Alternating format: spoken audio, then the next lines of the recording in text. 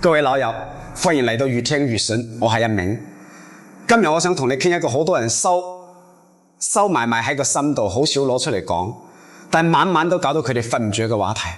你有冇試過喺夜深人靜嘅時候，睇開本銀行存摺，望住上面嗰個細細嘅數字，個心突然之間叮咗下，你喺度諗自己已經60-70歲呢，筆錢唔夠20萬，究竟點樣先至可以捱過餘下嘅10幾20年？你越諗越驚，就越唔敢使錢。你開始慳到一個地步，就連病咗都唔敢去睇醫生，驚死啲醫藥費，會令到你本已單薄嘅存時間變得更薄。你唔敢同仔女講，怕佢哋擔心，又或者怕佢哋覺得你係一個負累。你每日都俾呢種無形嘅壓力壓住，個心好似撳咗一塊大石頭咁，越嚟越沉緊。如果你都有呢種感覺，你今日真係要留心聽我呢番說話。我想話俾你知，存款唔夠查實並唔可怕，可怕嘅係你唔識得點樣去分配佢，唔識得點樣去求助。我見過無數嘅家庭，睇過無數嘅長者，到頭嚟先發現晚年生活過得好唔好，同你戶口入面嘅數字並唔係成正比嘅關鍵，係在於你有冇掌握到一啲正確嘅方法。今日我就會用真實嘅故事同你拆解。如果你已經行到去65到75歲呢個階段，而手上嘅存款唔夠20萬，你點樣可以利用新招去穩住你嘅晚年生活，令你唔使再成日都心慌慌？我先同你講兩個好真實嘅例子。第一個係我哋叫佢做李伯嘅老人家。李伯今年68歲，佢成世人都係做地盤看更。朝早6點就要起身，攬住個飯盒就去開工，好辛苦咁樣先至儲到10幾萬。佢份人好老實，唔識咩投資，亦都唔敢亂使錢。佢成日都同我講，一鳴我好驚啊！我每晚一合埋眼，就諗起自己得個10幾萬。如果我有咩頭暈身怕，啲錢使晒，咁點算？我去茶餐廳連杯通飲都唔敢加。你話我係咪好自妥？佢係驚，所以就死慳死抵。佢每日嘅生活就係喺屋企同公園之間嚟回，完全冇任何娛樂。佢連買份報紙都要諗過度過。佢明知自己嘅膝頭哥痛咗好耐，但係就係唔肯去睇醫生，驚死錢。佢同自己講：我忍下啦，忍下就會好噶啦。結果呢，佢嘅腳痛越嚟越嚴重，由最初只係上落樓梯有啲痛，到最後連落街買餸都唔得。成日要屈喺屋企，因為佢拖得太耐，最後要入醫院做手術使嘅錢，係當初嘅好幾十倍。佢越想慳，反而使咗更多嘅錢，仲要搞到自己嘅身體差咗好多。佢出院之後，成個人都冇晒精神，因為佢覺得自己嘅棺材本就咁樣，冇咗一笪嘢得。佢嘅晚年好似一片黑暗咁。另一個故事係關於一個我哋叫佢做張伯嘅老人家。張伯嘅情況同李伯好相似。佢嘅存款一樣係唔夠20萬，但係佢嘅心態同做法就完全唔同。佢冇俾呢筆有限嘅存款嚇到乜都唔敢做，佢係好冷靜咁樣拎咗支筆出嚟，將佢每個月嘅使費清清楚楚咁樣寫低。佢話：我與其喺度驚，不如睇清楚我究竟仲有幾多彈藥。佢冇因為錢少就放棄自己嘅生活質素，反而佢仲可以間唔中約下啲老朋友去飲茶，甚至參加啲短線嘅本地旅行團。你見到佢，你係完全唔會覺得佢係一個為咗錢而煩惱嘅人。佢成日都話，錢係使咗先至係自己嘅，最緊要係使得有計劃。佢仲話，因為佢知道自己嘅財政狀況，佢反而更加積極咁樣去保持健康，日日都去晨運。因為佢知道健康就係佢最大嘅財富。你睇下兩個老人家手上嘅資源都係差唔多，但係一個係活在恐慌之中，越冇尊嚴；另一個就係活得從容自在，好似乜都喺佢嘅掌握之中。個分別喺邊度？就係喺於你有冇用啱以下呢3招。第一招，你要學識重新分配你嘅資產，用一個3分法嘅原則。呢個方法並唔係話你啲錢好少就用唔住，就係因為錢少，你更加要有紀律咁樣去將佢分類。你試下將你手上嘅錢分成3份，第一份係你未來6個月嘅生活費，呢筆錢你一定要放喺一個隨時都拎到嘅活期戶口。呢個係用嚟俾你食飯、搭車、交租、交水電煤，所有日常嘅基本開支。你計清楚你呢半年最低限度要幾多錢先至可以生活到？呢筆錢係你嘅定心丸，令你唔使擔心聽日冇飯開。你每日起身打開個銀包或者望下個戶口，你都知道呢一筆錢緊係用嚟俾你過埋呢半年嘅，你個心就會定好多。第二份係你嘅緊急備用金，呢一筆錢你可以放喺一啲都係比較穩陣、容易套現嘅地方。例如係做3個月或者6個月嘅定期，佢嘅目的唔係用嚟增值，而係用嚟救命。你同你自己講，呢筆錢係天跌落嚟都唔可以喐嘅，除非你遇到咗啲突發嘅事件，例如係突然之間要入醫院，或者係屋企嘅電器壞咗唔換唔得，例如係熱水器喺冬天嘅時候唔著，你唔可能成個冬天都沖凍水涼。呢筆錢係保護你喺風雨嚟到嘅時候，你都有一個避風港，唔使即刻要周圍問人借錢睇人面色。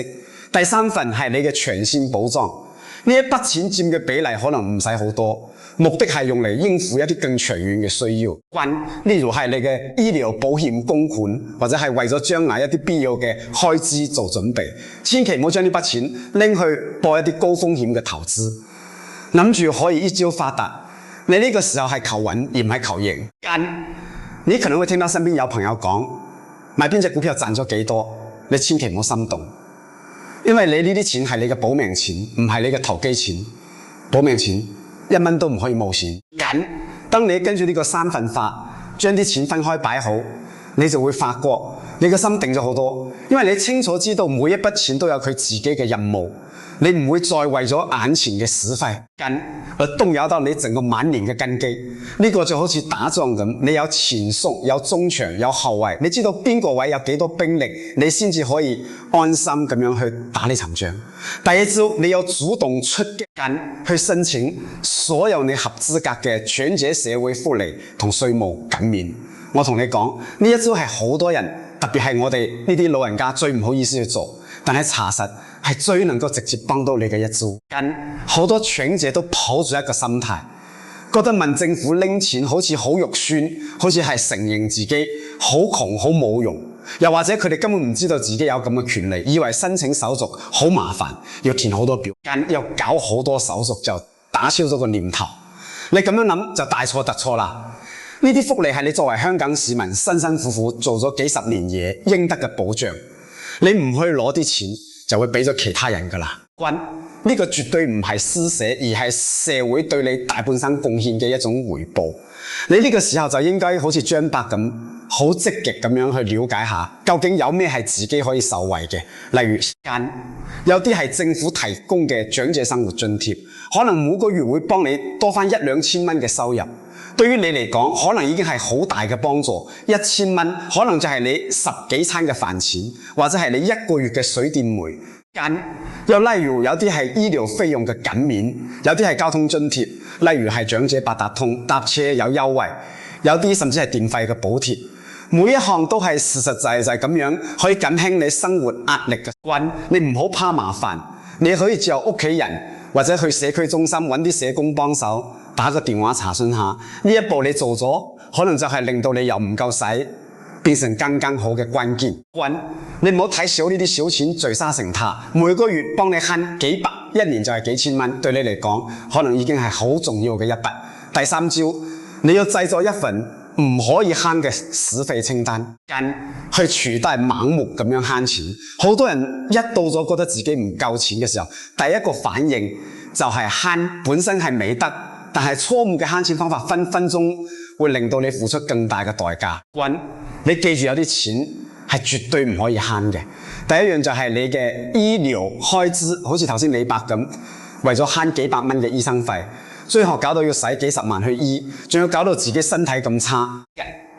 整日得身體檢查、睇醫生、食藥，呢啲錢係你保護你最大資產，即係你嘅健康嘅必要投資。你將自己嘅身體當成一間公司，你食藥睇醫生就係做緊維修保養。你唔可以話公司部機器壞咗，你為咗慳錢唔去整佢，等佢全廠停產噶嘛。你嘅身體都係一樣，小病唔醫，大病難治。第二樣就係營養，你唔好為咗慳錢，就餐餐都食隔夜餸，或者係求其食個麵包就算。你越係冇錢，你越要食得有營養，因為你嘅身體已經唔同後生嗰陣，你需要足夠嘅蛋白質、維他命去維持你嘅抵抗力。你病咗時間要使嘅錢遠遠超過你每日撐嗰10蚊8蚊。你諗下，你撐嗰10蚊，但係因為營養不良而病倒入院，可能要使10萬。你話邊樣抵？第三樣就係基本嘅社交，可能係1個月1次同老朋友出去飲餐茶，或者係買份小禮物俾個孫呢啲使費，係令到你覺得自己仲同呢個世界有聯繫，係你精神上嘅食糧。如果你連呢少少錢都慳，你就會慢慢將自己收埋喺個殼入面，同外界隔絕。呢種孤獨感對你嘅精神健康係有好大嘅殺傷力嘅人，係群體動物。就算你幾慳都好，你都唔可以斷絕晒所有社交。同朋友傾下偈笑下，呢啲都係免費嘅藥，對你嘅身心都好有幫助。你要分清邊啲係必有嘅使費，邊啲係想有嘅使費。慳應該係慳喺後者。例如你話有換部新嘅智能手機，要買件名牌衫，呢啲就可以再三諗下。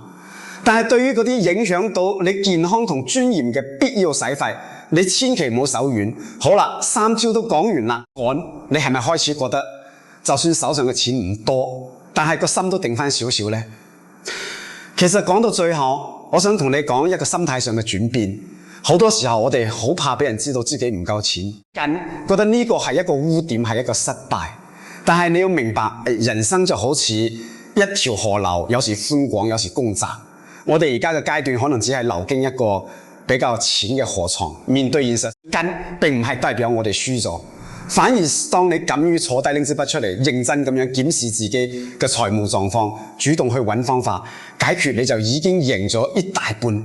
記住我嘅說話，錢唔夠唔可怕，可怕嘅係唔識分配同求助。最後我想俾幾個好簡單，你聽日就可以開始做嘅行動。建議你第一，今晚你就拎出你最近3個月嘅銀行月結單，或者係你記低嗰啲使費記錄，將佢哋分類，睇下你嘅錢究竟使咗去邊度，邊啲係你頭先所講絕對唔可以慳嘅必要開支，邊啲係你其實可以節省到嘅非必要開支。知己知彼，百戰百勝。理財都係一樣。第二，聽日你可以打個電話，或者叫你啲仔女朋友幫手去你最近嘅社區中心揾社工傾下偈。問下佢哋以你而家嘅情況有冇啲咩政府嘅長者津貼，係你可以申請嘅，你唔使怕醜，呢啲係你嘅權利。第三，你千祈唔好因為覺得錢少就聽人講，將所有現金都集中壓落去同一個單一嘅投資產品度，諗住可以絕地翻身。呢個世界冇咁大隻蛤乸隨街跳。你呢個時候最重要係穩健保住個本，而唔係冒險去賺快錢。第四，記住無論點樣都要為自己留返一筆，起碼足夠你半年生活費嘅緊急基金。呢筆錢一定要放喺一個隨時可以動用嘅地方，呢個係你面對任何突發狀況時最大嘅底氣。第五，如果情況真係令到你覺得好困擾，唔好一個人自己屈住去揾一個你信得過嘅屋企人，或者一啲提供免費諮詢嘅社會服務機構，將你嘅情況同佢哋傾下。有時講咗出嚟，個心會舒服好多。佢哋亦都可能俾到你一啲你好有用嘅意見。記住，晚年嘅安穩唔係建基於你戶口有幾多個零，而係建基於你點樣運用你手上僅有嘅資源，同埋你抱住一個點樣嘅心態去面對。你今日學識咗呢3招，你就會發現原來自己比你想象中更加有能力去掌控你嘅生活。最後我想問下大家，聽完今日嘅分享，你有冇試過用類似嘅方法去處理你嘅財務？或者你喺生活入面又有冇一啲好有智慧嘅蝦錢方法？歡迎你喺下面嘅留言區分享你嘅心得，俾我哋一齊交流下。如果你覺得今日嘅內容可以幫到你身邊一啲人可能都正在為錢煩惱嘅朋友，記得將呢條片分享俾佢。我係一鳴，我哋下一集再見。